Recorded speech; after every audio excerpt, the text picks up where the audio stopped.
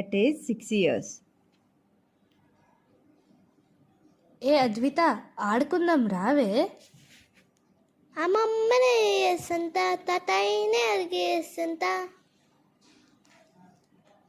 నువ్వు ఇంకా మారవే. At age 16. ఏ అద్విత, మన ఫ్రెండ్స్ అందరూ కూడా సినిమాకి వెళ్దాం అనుకున్నాం, వస్తావా? మా అమ్మని అడిగి చేస్తుంట, మా నాన్న అడిగి చేస్తుంటాలే. ఇదొకటి ఎప్పుడు చూసినా పర్మిషన్ అంటది. At age 25 years. ఏ అద్విత, మనందరం షాపింగ్కి వెళ్దాం, వస్తావా? మా ఆయన అడిగి చేస్తుంటాలే. అయ్యో, ఇది ఎప్పుడు మారుతుందో, ఎప్పుడు చూసినా ఇలాగే అంటది. At age 40 years.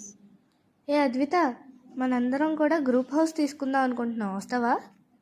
మా అత్తని అడిగి చేస్తుంట, మా మావని అడిగి చేస్తుంటాలే. దీనికి 40 ఏళ్ళు వచ్చినా ఇప్పుడు కూడా పర్మిషనే. At age 60 years.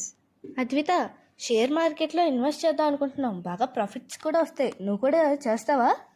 మా అమ్మాయిని అడిగి చేస్తుంట, మా అబ్బాయిని అడిగి చేస్తుంటాలే. ఓ మై గాడ్, ఎంత ఏజ్ వచ్చినా ఇది ఎప్పటికీ మారదు అనుకుంటా.